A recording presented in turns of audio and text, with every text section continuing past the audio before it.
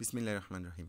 আজকে আমরা যে টপিকটা নিয়ে আলোচনা করব ওইখান থেকে 2টা থেকে 3টা এমসিকিউ এবং 10 মার্কসের রিটেন ইনশাল্লাহ আসতে পারে। খুবই গুরুত্বপূর্ণ এই পার্টটা, এবং এই পার্টটা আপনাদের ইনশাল্লাহ এমসিকিউ আর রিটেন না, এটা আপনাদের জীবনের জন্যও খুব গুরুত্বপূর্ণ।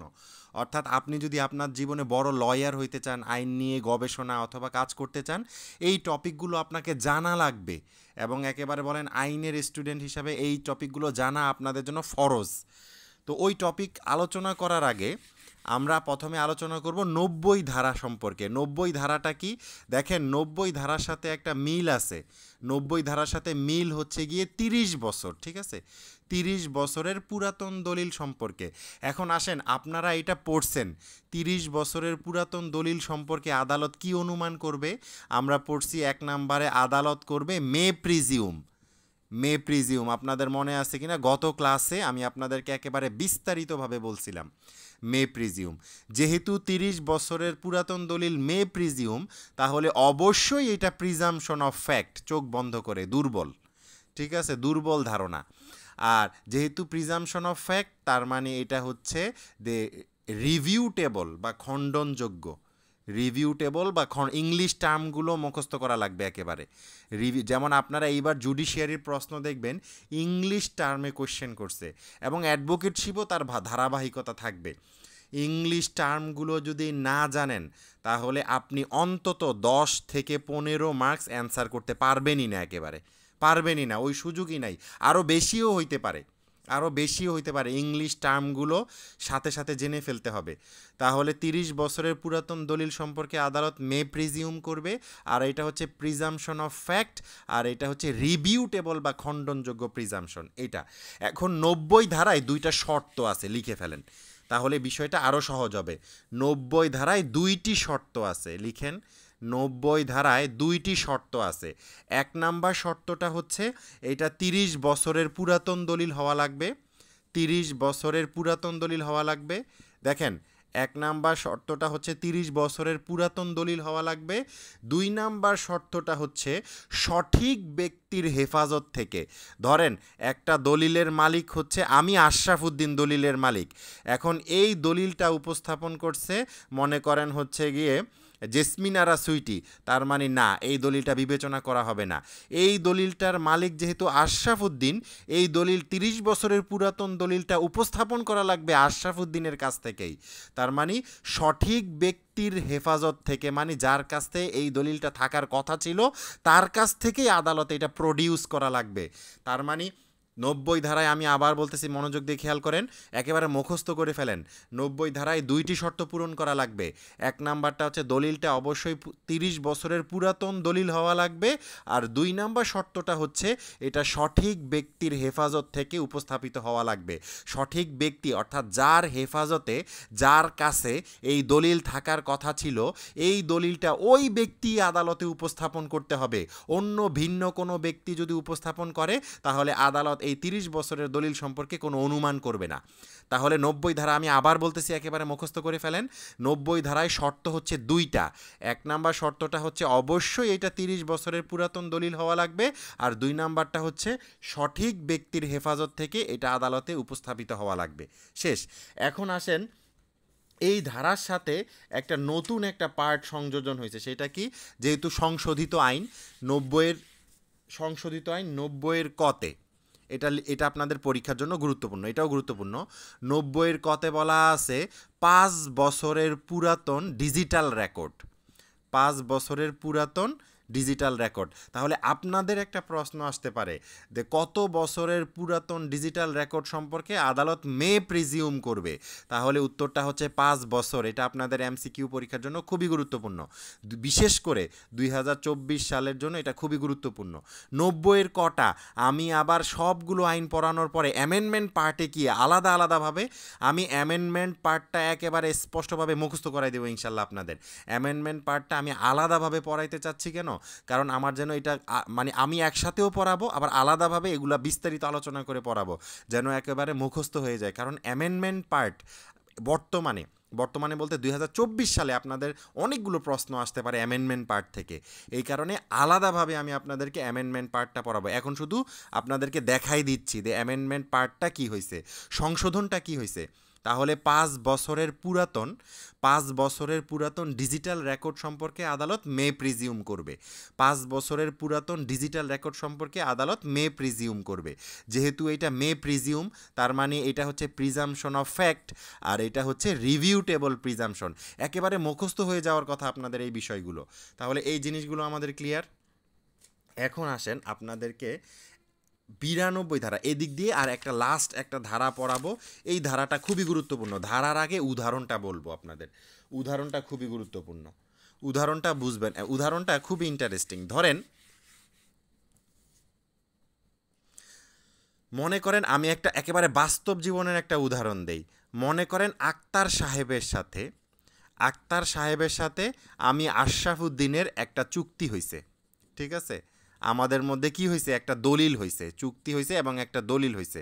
আশরাফুদ্দিন সাহেবের সাথে একটা চুক্তি বা দলিল হয়েছে। এটা একটা, এবং এটা আদালত দ্বারা প্রমাণিতও হয়েছে যে আক্তার সাহেব এবং আশরাফুদ্দিনের সাথে এই দলিলটা হয়েছে। পরবর্তীতে আমি মনে করেন আমি আশরাফুদ্দিন বললাম যে মাননীয় আদালত ঠিক আছে, কিন্তু আমার আর আক্তারউদ্দিন সাহেবের সাথে মৌখিকভাবে এই চুক্তির পর মৌখিকভাবে আমাদের কিছু কি হয়েছিল, মৌখিকভাবে আমাদের পরিবর্তন সংশোধন হয়েছিল মৌখিকভাবে। আইন বলতেছে 92 ধারা বলতেছে যে মৌখিক চুক্তির সাক্ষী আদালত বিবেচনা করবে না। অর্থাৎ আমি আশরাফুদ্দিন বললাম যে মাননীয় আদালত চুক্তি ঠিক আছে, দলিল ঠিক আছে, কিন্তু এই দলিলের কিছু শর্ত, কিছু পরিবর্তন মৌখিকভাবে আমাদের কাছে হয়েছে। আইন বলবে আপনার এই মৌখিক সাক্ষ্য আমি বর্জন করলাম। কেন বর্জন করলাম? আপনি 92 ধারা দেখেন। 92 ধারাতে বলা আছে যে দেখেন, যখন পূর্ববর্তী একটা আপনি প্রমাণিত কোনো দলিল পরবর্তীতে মৌখিকভাবে আপনাদের মধ্যে কোনো স্বার্থ সংশ্লিষ্ট প্রতিনিধিদের মধ্যে কোনো সংযোজন হয়েছে, কোনো বিয়োজন হয়েছে, কোনো বর্জন হয়েছে, আদালত আপনার এই মৌখিক সাক্ষী অথবা এই মৌখিক সাক্ষ্য বর্জন করবে, বিবেচনা করবে না। এই কথাটাই বলা আছে 92-তে। আমি আবার বলতেছি, মনোযোগ দিয়ে খেয়াল করেন বিষয়টা, আমি আবার বলতেছি।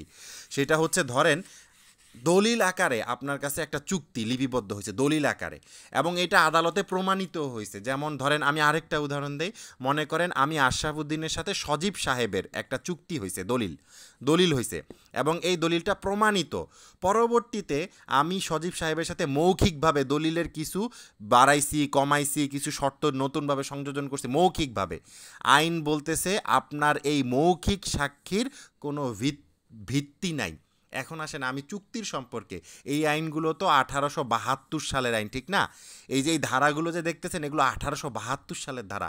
এখন আসেন, এখন নিয়মটা কি মনে রাখবেন, ওরাল কন্ট্রাক্ট ইজ নট, এইটা মানে মৌখিক চুক্তি, লিখেন এটা। মৌখিক চুক্তি কোনো চুক্তিই না। আমরা একটা মামলায় আমাদের একটা কোর্টে মানে আমরা একটা জামিন শুনানিতে এফআইআরে লেখা আছে যে তার সাথে আমরা মৌখিক চুক্তি সম্পন্ন করছি।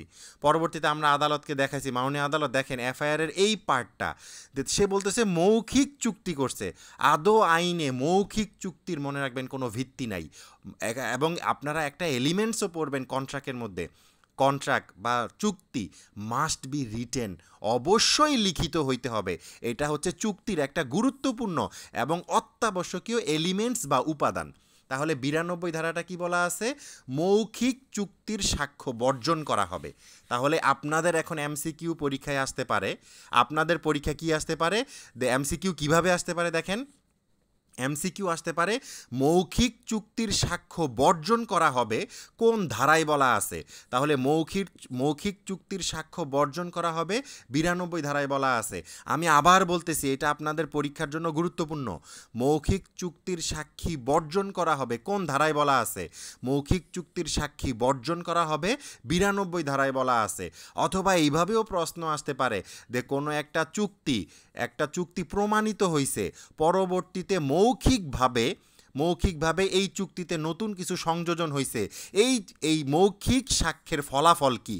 1 নম্বরে দিল সাক্ষ্য গ্রহণযোগ্য, 2 নম্বরে সাক্ষ্য বর্জনীয়, 3 নাম্বারটা হচ্ছে যতটুকু আইনের সাথে মিলবে ততটুকু গ্রহণযোগ্য, 4 নাম্বারটা হচ্ছে উপরের কোনোটাই না। তাহলে এখানে 4টার মধ্যে উত্তর হচ্ছে এই সাক্ষী বর্জনীয়, গ্রহণযোগ্য না। অর্থাৎ মৌখিক সাক্ষী বর্জন করা হবে, গ্রহণযোগ্য করা হবে না। কোন ধারায় বলা আছে? 92 ধারায় বলা আছে। তাহলে আমি আবার সামারি করতেছি, মনোযোগ দিয়ে খেয়াল করেন যেন আপনাদের শুনতে শুনতে মুখস্থ হয়ে যায়। আপনারা প্রথমে কি পড়লেন? 90 ধারা। 90 ধারায় কি পড়লেন আপনারা? 30 বছরের পুরাতন দলিল, এবং 90 ধারায় 2টা শর্ত আপনাকে পূরণ করতে হবে। 1 নাম্বার শর্তটা হচ্ছে 90 বছরের পুরাতন দলিল হওয়া লাগবে। 2 নাম্বার শর্তটা হচ্ছে সঠিক ব্যক্তির হেফাজত থেকে এই দলিলটা উপস্থাপন করা লাগবে, উপস্থাপিত হওয়া লাগবে। এরপরে 90-এর ক ধারায় আমরা কি পড়লাম? 5 বছরের পুরাতন ডিজিটাল যে রেকর্ড, এই রেকর্ড আদালত প্রিজিউম করবে। শেষ। এরপরে পরবর্তীতে আমরা পড়লাম 92 ধারা। 92 ধারায় কি পড়লাম? মৌখিক সাক্ষ্য বর্জনীয়, অর্থাৎ কোনো একটা দলিল প্রমাণিত, চুক্তি প্রমাণিত, পরবর্তীতে মৌখিকভাবে এই চুক্তিতে যদি আপনি কোনো পরিমার্জন করেন, এই সাক্ষ্যটা আদালত গ্রহণ করবে না। এই কারণে 92 ধারায় বলা আছে মৌখিক সাক্ষ্য, মৌখিক চুক্তির সাক্ষ্য এটা বর্জন করা হবে, গ্রহণযোগ্য হবে না। শেষ। 92 ধারাটা আমরা বুঝতে পারলাম। এরপরে আসেন পরবর্তী পার্টটা হচ্ছে এরপরে। এখন আমরা একেবারে বলতে পারি, আমি এইভাবে বলি, এটা হচ্ছে পৃথিবীর ইতিহাসে, অর্থাৎ এই যে আইনের যে কনসেপ্টটা আসলো, আইনের যে কনসেপ্ট, এইটা কিন্তু একেবারে ক্রিমিনাল সিভিল মামলার মূল কনসেপ্টটা এই জায়গায়, এই কনসেপ্টটাই পৃথিবীর ইতিহাসে আইন জগতে সবচেয়ে গুরুত্বপূর্ণ। মানে আইন বিজ্ঞান বলেন, আইন জুরিসপ্রুডেন্স বলেন, এই কনসেপ্টটা খুবই গুরুত্বপূর্ণ। সেটা কি? সেটা হচ্ছে burden of proof.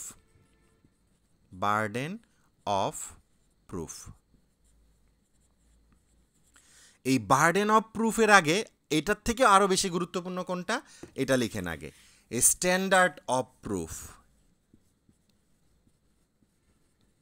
Standard of proof একসাথে লিখতেছি। আমি ভেঙে ভেঙে কেন লিখছি জানেন? আপনাদেরকে একটু একেবারে সহজ বাংলা ভাষায় বোঝানোর জন্য। স্ট্যান্ডার্ড অর্থ হচ্ছে মানদণ্ড, অফ তো ওইটা, আর প্রুফ হচ্ছে গিয়ে প্রমাণ। তার মানে এটার অর্থ কি বলেন তো? প্রমাণের মানদণ্ড। খেয়াল করেন, প্রমাণের মানদণ্ড। এখন এই যে প্রমাণের মানদণ্ড, এটা পৃথিবীর যেই জায়গায় যান আপনার লাগবে। একটা সিভিল মামলায় কি প্রমাণ করা লাগবে, একটা ক্রিমিনাল মামলায় কি প্রমাণ করা লাগবে, আর এইটাকেই বলা হয় স্ট্যান্ডার্ড অফ প্রুফ বা প্রমাণের মানদণ্ড। এইটাকেই বলা হয় স্ট্যান্ডার্ড অফ প্রুফ, এবং এইটাই হচ্ছে আইনের বেসিক। এই বিষয়টা আইনের স্টুডেন্ট হিসেবে আপনাদের জন্য জানা একেবারে ফরজ। আমি একটু সময় নিয়ে বলবো, একেবারে যেন এই বিষয়ে আপনাদের 10 মার্কের রিটেনেও আসলে আপনারা নিজেদের মতো করে 5-10 পৃষ্ঠা লেখা কোনো বিষয়ই না, এইভাবে বলবো আমি। স্ট্যান্ডার্ড অফ প্রুফ বা প্রমাণের মানদণ্ড। কি প্রমাণের মানদণ্ড? মনে রাখবেন, সিভিল মামলায়, দেওয়ানি মামলায় প্রমাণের মানদণ্ড একরকম, ক্রিমিনাল মামলায় প্রমাণের মানদণ্ড একরকম। প্রথমে সিভিল মামলায় যাই। দেখেন, সিভিল মামলায় অর্থাৎ দেওয়ানি মামলায় প্রমাণের মানদণ্ডটা কীরকম। দেওয়ানি মামলায় আমি একটা উদাহরণ দেই। মনে করেন আপনাদের মধ্যে হচ্ছে পিঙ্কি আমার নামে একটা মামলা করছে। কি মামলা করছে? আশরাফুদ্দিন আমার 20 কাঠা জায়গা অবৈধভাবে আমার জায়গা মানে নিয়ে গেছে, কিন্তু পিঙ্কি আদালতে 10 কাঠা জায়গার দলিল দেখাইতে পারছে, বাকি 10 কাঠা দেখাইতে পারে নাই। তাহলে আদালত এই 10 কাঠার জন্য তাকে ডিক্রি দিবে, বাকি 10 কাঠার জন্য ডিক্রি দিবে না। অর্থাৎ এই মামলাটা হচ্ছে যতটুকু প্রমাণ করতে পারবেন ততটুকু নিয়ে যাবেন। তার মানে সিভিল মামলাটা কি বলেন তো? সিভিল মামলাটা হচ্ছে, আমি আবার বলতেছি, সিভিল মামলাটা হচ্ছে যতটুকু প্রমাণ করতে পারবেন ততটুকু নিয়ে যাবেন। সিভিল মামলার প্রমাণের মানদণ্ডটা কি? লিখে ফেলেন। সিভিল মামলায় প্রমাণের মানদণ্ড হচ্ছে যতটুকু দলিল দেখাইতে পারবেন, যতটুকু কাগজ দেখাইতে পারবেন, যতটুকু প্রমাণ করতে পারবেন ততটুকু নিয়ে যাবেন, বাকিটা নিতে পারবেন। এখন আসেন, ধরেন জরিনা একটা মামলা করছে। জরিনা মামলা করছে কার নামে? ধরেন জরিনা মামলা করছে পিন্টুর নামে, পিন্টু আমার 100 কাঠা জায়গা অবৈধভাবে দখল করে নিয়ে গেছে। এখন জরিনা প্রায় 98 কাঠার দলিল দেখাইতে পারছে, 2 কাঠার দলিল দেখাইতে পারে নাই। আদালত এই 98 কাঠার উপরই ডিক্রি দিবে, বাকি 2 কাঠা দিবে না। আপনাদের অনেকের চিন্তা হইতে পারে আর 2 কাঠা কি আদালত দিলেও তো পারতো না, আদালত দিবে না। মনে রাখবেন, তার মানে কি, মূল কথাটা কি, সিভিল মামলার ক্ষেত্রে আপনি যতটুকু প্রমাণ করতে পারবেন, লিখেন, সিভিল মামলার ক্ষেত্রে আপনি যতটুকু প্রমাণ করতে পারবেন ততটুকুই আদালত দিবে, যতটুকু প্রমাণ করতে পারবেন না ততটুকু আদালত দিবে না। আর এইটাকে ইংরেজিতে একটা নাম বলা হয় ব্যালেন্স অফ প্রবাবিলিটিস। লিখেন, ইংরেজিতে নাম বলা হয়, এটা কি, ব্যালেন্স অফ প্রবাবিলিটিস, সম্ভাব্য যেটা probabilities,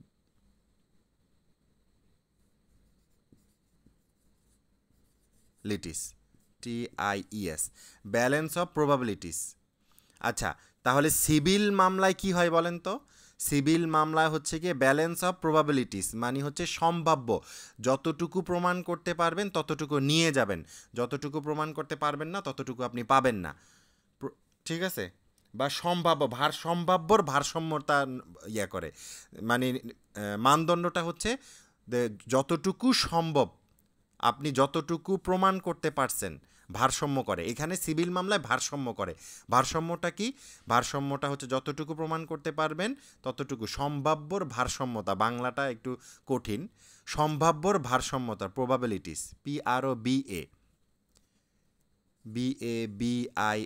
BABILITIES, probabilities, balance of probabilities, সম্ভাব্যের ভারসাম্যতা করে। তার মানে সম্ভাব্যের ভারসাম্যতা। এখন আপনাদের এখান থেকে MCQ অনেকভাবে আসতে পারে, ব্যালেন্স অফ প্রবাবিলিটিস অথবা সম্ভাব্যের ভারসাম্যতা কোন ধারায় কোন ক্ষেত্রে ব্যবহার হয়, এইভাবে আসতে পারে। দেওয়ানি মামলায়, ক্রিমিনাল মামলায়, দেওয়ানি এবং ক্রিমিনাল উভয় মামলায়, অথবা উপরের কোনোটাই না। তাহলে ব্যালেন্স অফ প্রবাবিলিটিস অথবা সম্ভাব্যের ভারসাম্যপূর্ণতা, এটা ব্যবহার করা হয় দেওয়ানি মামলায়। এটা আপনাদের MCQ পরীক্ষার জন্য খুবই গুরুত্বপূর্ণ। পুরো বিষয়টা আমি আবার বলতেছি, মনোযোগ দিয়ে, একেবারে জোরে একটা নিঃশ্বাস নেন, মনোযোগ দিয়ে খেয়াল করেন বিষয়টা। একেবারে আগে যা পড়ছেন, আগের যা মাথায় যত টেনশন চিন্তা আছে সব ঝেড়ে ফেলেন। মনে করেন যে একটা নতুন কনসেপ্ট আমরা জানবো। নতুন কনসেপ্টটা কি? যে একটা সিভিল মামলায় কি প্রমাণ করা লাগবে, সিভিল মামলায় প্রমাণের মানদণ্ড কি, সিভিল মামলায় প্রমাণের মানদণ্ড কি? তাহলে সিভিল মামলায় প্রমাণের মানদণ্ড হচ্ছে আপনি যতটুকু প্রমাণ করতে পারবেন ততটুকু নিয়ে যাবেন, এটা হচ্ছে। আর এইটাকে ইংরেজিতে কি বলা হয়? Balance of probabilities, balance of probabilities দেখলাম। আর বাংলাটা হচ্ছে সম্ভাব্যের ভারসাম্যপূর্ণতা। তার মানে দেওয়ানি মামলায় এই দুইটা জিনিস মনে রাখবেন, ব্যালেন্স অফ প্রবাবিলিটিস বা সম্ভাব্যের ভারসাম্যপূর্ণতা ব্যবহার করা হয়, ঠিক আছে? এখন আসেন ক্রিমিনাল মামলায় কি? ক্রিমিনাল মামলাটা খুবই ইন্টারেস্টিং। ক্রিমিনাল মামলা, এই দুইটা জিনিস বুঝলে আপনারা অনেক মৌলিক জিনিস বুঝে যাবেন। ক্রিমিনাল মামলা, একজন আইনের স্টুডেন্ট হিসেবে আপনারা অন্তত বেসিক জানলেন, এটা বুঝতে পারবেন। ক্রিমিনাল মামলায় প্রমাণের মানদণ্ড কি? মনে রাখবেন, ক্রিমিনাল মামলায় প্রমাণের মানদণ্ড হচ্ছে গিয়ে, এটা হচ্ছে কি, আমি একটা উদাহরণ দেই, পরে ক্রিমিনাল মামলার প্রমাণের মানদণ্ডটা কি সেটা বলবো আপনাদেরকে। উদাহরণটা হচ্ছে এইরকম, ধরেন জরিনা মামলা করছে, কার নামে মামলা করছে? জরিনা মামলা করছে পিন্টুর নামে। পিন্টু আমার কি করছে? স্বর্ণের হার চুরি করছে। অথবা জরিনা মামলা করছে যে পিন্টু সখিনারে, অথবা রাষ্ট্র মামলা করছে যে পিন্টু সখিনাকে হত্যা করছে, এরকম একটা মামলা হয়েছে। পিন্টু সখিনাকে হত্যা করছে, মামলা হয়েছে। এখন রাষ্ট্রপক্ষ এই মামলায় 99.99% প্রমাণ করতে পারছে যে পিন্টু হত্যা করছে, বাকি 0.01% প্রমাণ করতে পারে নাই দে হত্যা করছে। তার মানে এই যে 0.01% প্রমাণ করতে পারে নাই, এই না পারার কারণে আদালত পিন্টুকে খালাস দিবে। মনে রাখবেন, এটা হচ্ছে ক্রিমিনাল মামলা। তাহলে এখন প্রশ্ন হচ্ছে, ক্রিমিনাল মামলায় আমাকে কতটুকু প্রমাণ করতে হবে? ক্রিমিনাল মামলায় আমাকে প্রমাণ করতে হবে 100%। ক্রিমিনাল মামলায় আমাকে প্রমাণ করতে হবে 100%। আর এই 100%-এর নামটা হচ্ছে গিয়ে কি জানেন? Beyond reasonable doubt. লিখেন, BEYO and beyond reasonable doubt, অর্থাৎ এখানে হচ্ছে গিয়ে বাংলাটা আরও সুন্দর, সন্দেহের অবকাশ থাকা যাবে না, সন্দেহের অবকাশ থাকা যাবে না, অবকাশ থাকা যাবে না। বাংলাটা খুবই কঠিন না, মজার। তার মানে ইংলিশটা হচ্ছে বিয়ন্ড রিজনেবল ডাউট, অর্থাৎ রিজনেবল ডাউট থেকে বাহির হইতে হবে, কোনো সন্দেহ থাকা যাবে না। তার মানে 100%, তার মানে ক্রিমিনাল মামলায় আপনাকে 100% প্রমাণ করা লাগবে।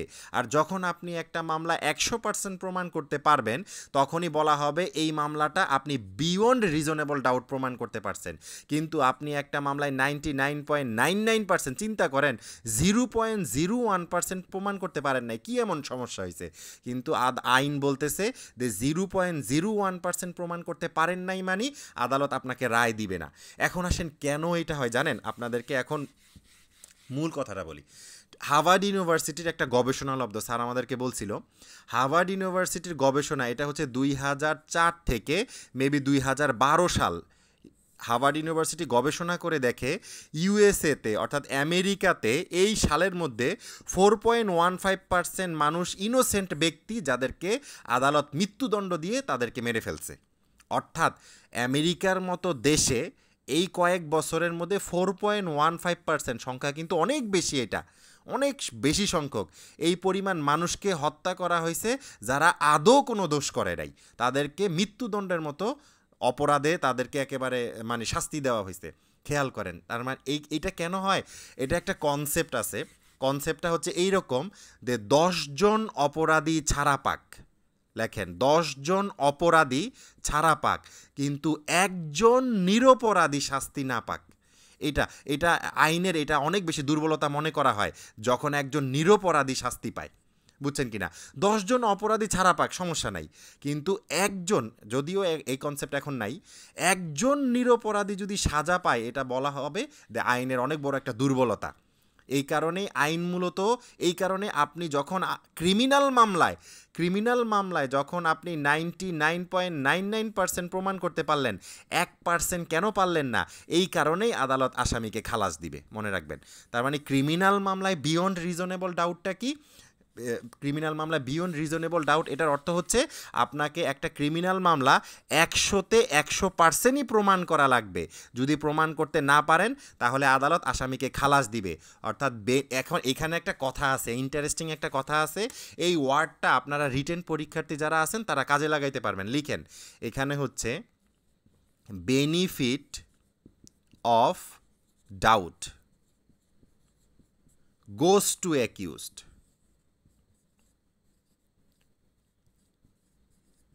এই ওয়ার্ডটা বুঝছেন কিনা খেয়াল, আশা করি বুঝবেন। বেনিফিট অফ ডাউট অর্থাৎ সন্দেহের সুবিধাটা গোস টু অ্যাকিউজড, অর্থাৎ যে আসামি সে পায়। এখন আসেন, আমি এখন একটা মামলার আসামি পক্ষ হয়ে আমার মৌলিক কাজটা কি? আমার মৌলিক কাজটা হচ্ছে এই ঘটনার মধ্যে সন্দেহ লাগাই দেওয়া, শেষ। আর আমার কাজ শেষ। এই মামলায় আদালত কখনো আপনাকে দোষী সাব্যস্ত করবে না, যদি একজন লয়ার হিসেবে আপনার মৌলিক কাজটা হচ্ছে আপনি ঘটনার মধ্যে সন্দেহ তৈরি করে দিতে পারেন, ঠিক আছে? তার মানে কেন সন্দেহ? কারণ benefit of doubt goes to accused, আসামি পায়, সন্দেহের সুবিধা আসামি পায়, মনে রাখবেন এই কথাটা, ঠিক আছে? এই কথাগুলো লিখে রাখেন, এগুলো আপনারা সচরাচর কোনো বইয়ে পাবেন না, ঠিক আছে? এগুলো আপনারা লিখলে আপনাদের লেখার মানটা আরও সমৃদ্ধ হবে। রিটেনে যারা আছেন এই কথাগুলো বিভিন্ন ক্ষেত্রে সুযোগে বুঝে বুঝে লিখে দিবেন, ঠিক আছে? তার মানে এখন আমরা প্রমাণের মানদণ্ড দুইটা পাইলাম, খেয়াল করেন। একটা হচ্ছে সিভিল মামলা, সিভিল মামলায় প্রমাণের মানদণ্ড কি? যতটুকু আপনি প্রমাণ করতে পারবেন ততটুকু নিয়ে যাবেন, যতটুকু প্রমাণ করতে পারবেন না ততটুকু পাবেন না, এটাকে বলা হয় ব্যালেন্স অফ প্রবাবিলিটিস। আর ক্রিমিনাল মামলায় কি? ক্রিমিনাল মামলায় হচ্ছে আপনাকে 100% প্রমাণ করা লাগবে, অর্থাৎ আপনার 100তে 100ই প্রমাণ করা লাগবে, 100তে 99 প্রমাণ করলেও হবে না। 100 যখন প্রমাণ করতে পারবেন তখনই শুধুমাত্র আপনি আপনার পক্ষে রায় পাবেন। আর এই 100 প্রমাণ করাকে বলা হয় বিয়ন্ড রিজনেবল ডাউট, অর্থাৎ সন্দেহের কোনো অবকাশ থাকা যাবে না। তাহলে সিভিল মামলায় আমরা প্রমাণের মানদণ্ড কি জানলাম, ক্রিমিনাল মামলায় আমরা প্রমাণের মানদণ্ড কি জানলাম, ক্লিয়ার? এখন আসেন আপনাদেরকে বেসিক সারা জীবন কাজে লাগবে এরকম একটা কথা বলতেছি, লিখে রাখেন এটা, বার্ডেন অফ প্রুফ। এখন আসেন বার্ডেন অফ প্রুফ কি, লিখেন আগে এটা, বার্ডেন অফ প্রুফ অর্থ কি? প্রমাণের মানদণ্ড, প্রমাণের মানদণ্ড। বার্ডেন অফ প্রুফ বা প্রমাণের মানদণ্ড। খেয়াল করেন, বার্ডেন অফ প্রুফ বা প্রমাণের মানদণ্ড বিষয়টা কি? বার্ডেন অফ প্রুফ হচ্ছে গিয়ে প্রমাণের দায়িত্বকার, মানদণ্ড না। প্রমাণের দায়িত্ব, বার্ডেন অর্থ দায়িত্ব। বার্ডেন অফ প্রুফ মানে প্রমাণের দায়িত্বটা কার। এখন লিখেন তাহলে, এখন প্রমাণের দায়িত্বটা কার একটা ইংলিশ টার্ম লিখে রাখেন সারা জীবনের জন্য। এই ইংলিশ টার্মটা মনে রাখবেন, অর্থাৎ যত জীবন পর্যন্ত আইনজীবী হিসেবে থাকবেন। আরও সুন্দর ভাষায় বলে দিয়ে মরার আগের দিন বিকালবেলা পর্যন্ত এই কথা মনে রাখতে হবে। বার্ডেন অফ, লিখেন burden of proof lies on who claim it,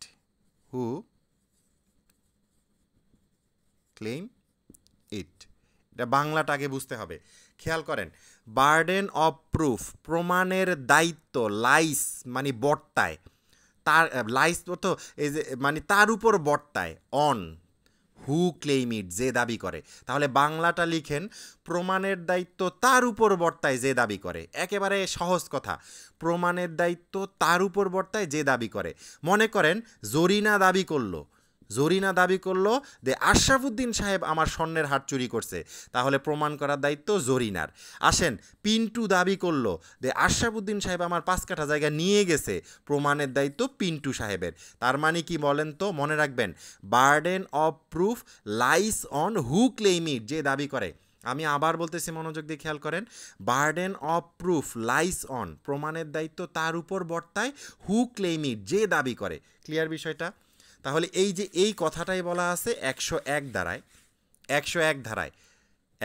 ধারায় বলা আছে বার্ডেন অফ প্রুফ, এবং ওইখানে আপনারা লাস্ট লাইনে পাবেন যে প্রমাণের দায়িত্ব তার উপর বর্তায়, lies on that person who claim it যে দাবি করে। ধরেন আপনি দাবি করলেন যে আমার সম্পত্তি সে চুরি করছে, অবৈধভাবে দখল করছে, আপনাকেই প্রমাণ করতে হবে।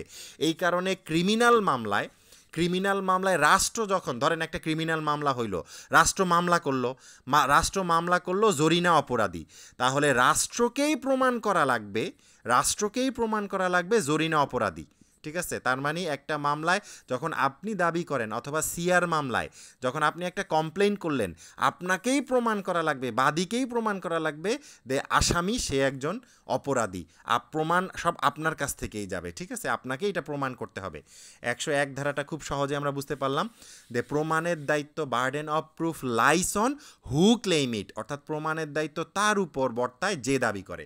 জি, আজকে এতটুকু পর্যন্ত রাখলাম, কারণ কালকে ইনশাল্লাহ আমি আপনাদেরকে 101 এবং 102-এর মধ্যে ঠান্ডা মাথায় বিস্তারিত একটা পার্থক্য আমি চেষ্টা করবো ইনশাল্লাহ খুব সুন্দরভাবে আপনারা যেন একবারে মুখস্থ হয়ে যায় ওইভাবে। এছাড়া আর অন্যান্য ধারাগুলো কালকে বলবো, কিন্তু কালকে 101 এবং 102-এর মধ্যে উদাহরণ দিয়ে পার্থক্যগুলো বলবো ইনশাল্লাহ। আজকে 101 পর্যন্ত আপনাদের কারো কোনো প্রশ্ন আছে কিনা আপনাদেরকে প্রশ্ন করার সুযোগ দিচ্ছি, আপনারা প্রশ্ন করেন। জি, আপনারা প্রশ্ন করেন, কারো কোনো প্রশ্ন আছে কিনা?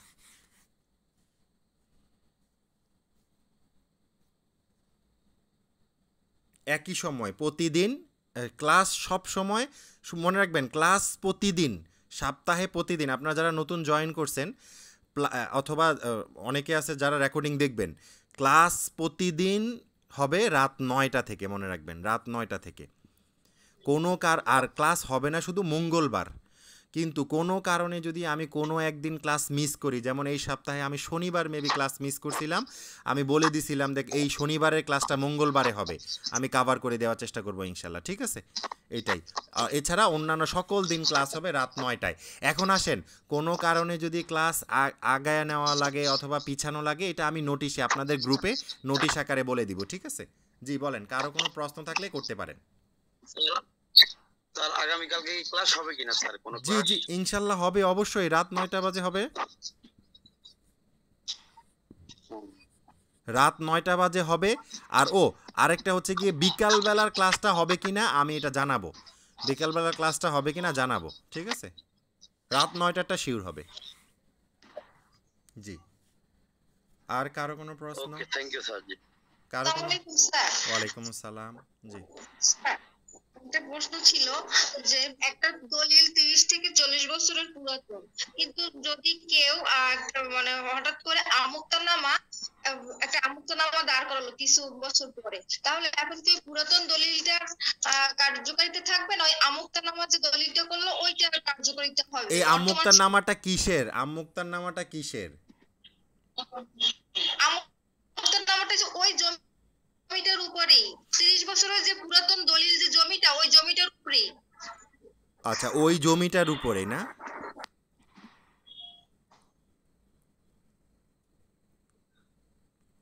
তা এখন আপনার প্রশ্নটা কোন জায়গায় সেটা বলেন, কোনটা কার্যকর হবে?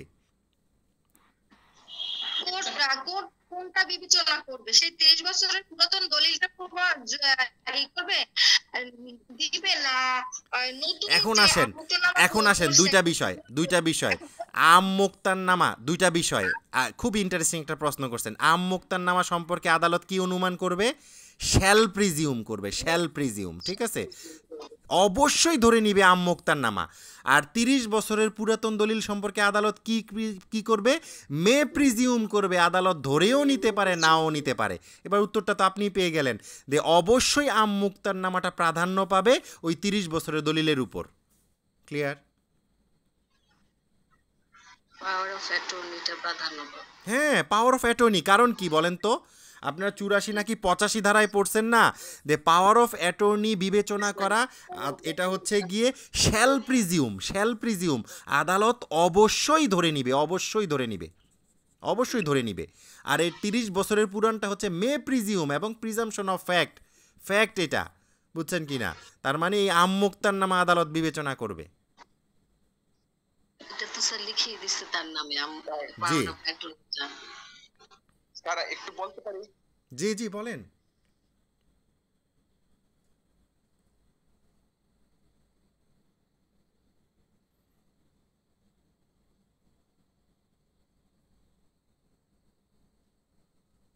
স্যার আসসালামু আলাইকুম। জি বলেন। স্যার আমুক্তনামা যে দলিলটা, এই দলিল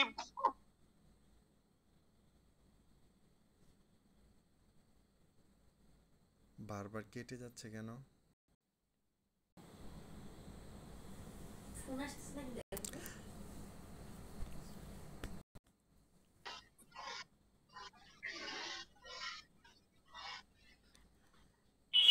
জি বলেন। স্যার আমার কথা কি শুনতে পাচ্ছেন? জি আমি স্পষ্ট শুনতে পাচ্ছি, বলেন। স্যার আমরা অনেক সময় দেখি আমুক্তারনামার বলে, মানে রেজিস্টার্ড আমুক্তারনামার বলে একজন পাওয়ার দাতা একজন গ্রহীতাকে আপনার বিক্রির অনুমতি পর্যন্ত দিয়ে দেয় আমুক্তারনামার বলে। তো এটা কি স্যার আপনার বৈধ নাকি অবৈধ স্যার? বৈধ, অবৈধ। এই আমুক্তারনামা দুই ধরনের আছে, একটা হচ্ছে গিয়ে সাধারণ, আরেকটা হচ্ছে গিয়ে বিক্রয়। ওইটা ভিন্ন, রেজিস্ট্রেশন করা লাগে। দুইটা আমুক্তারনামা আছে এবং এটা বৈধ। এটা অনেক হয়, ধরেন স্বামী বিদেশ গেছে, স্ত্রীকে আমুক্তারনামা দিয়ে যায়, তুমি আমার নামে জায়গা কিনতে পারবা, আমার নামে জায়গা বেচতেও পারবা। এটা বৈধ। কেন বৈধ হবে না? বৈধ। জি থ্যাংক ইউ স্যার। জি, আর কারো কোনো প্রশ্ন? কিন্তু স্যার যদি অবৈধভাবে হয় সেই ক্ষেত্রে কি হবে? কি আমুক্তারনামাটা যদি অবৈধভাবে হয়?